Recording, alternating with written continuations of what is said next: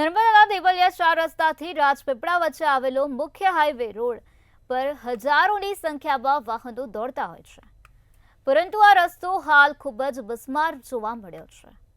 આ રોડ ઉપર મસમોટા ખાડા પડવાને કારણે વાહન ચાલકોને ભારે મુશ્કેલી વેઠવાનો વારો આવ્યો છે।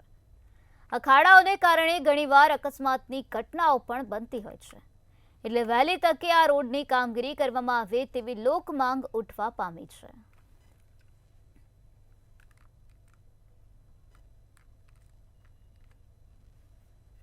નમસ્કાર મિત્રો, હું છું વસીમ મેમન અને આપ જોઈ રહ્યા છો મંતવ્ય ન્યૂઝ। જે આજે અમે ઉભા છે નર્મદા જિલ્લાના દેવલિયા 4 રસ્તાથી રાજપીપળા વચ્ચે આવેલા મુખ્ય હાઈવે રોડ ઉપર।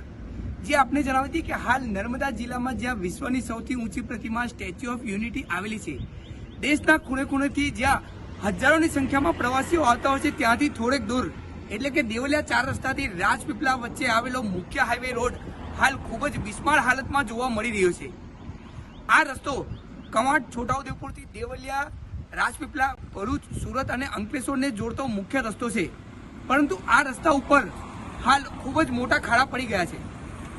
આખો દિવસ દરમિયાન હજારોની સંખ્યામાં વાહનો આ રસ્તા ઉપરથી દોડતા હોય છે, પરંતુ આ રસ્તા ઉપર મસ્ત મોટા ખાડા પડવાને કારણે વાહન ચાલકોને ભારે મુશ્કેલીનો સામનો કરવો પડી રહ્યો છે।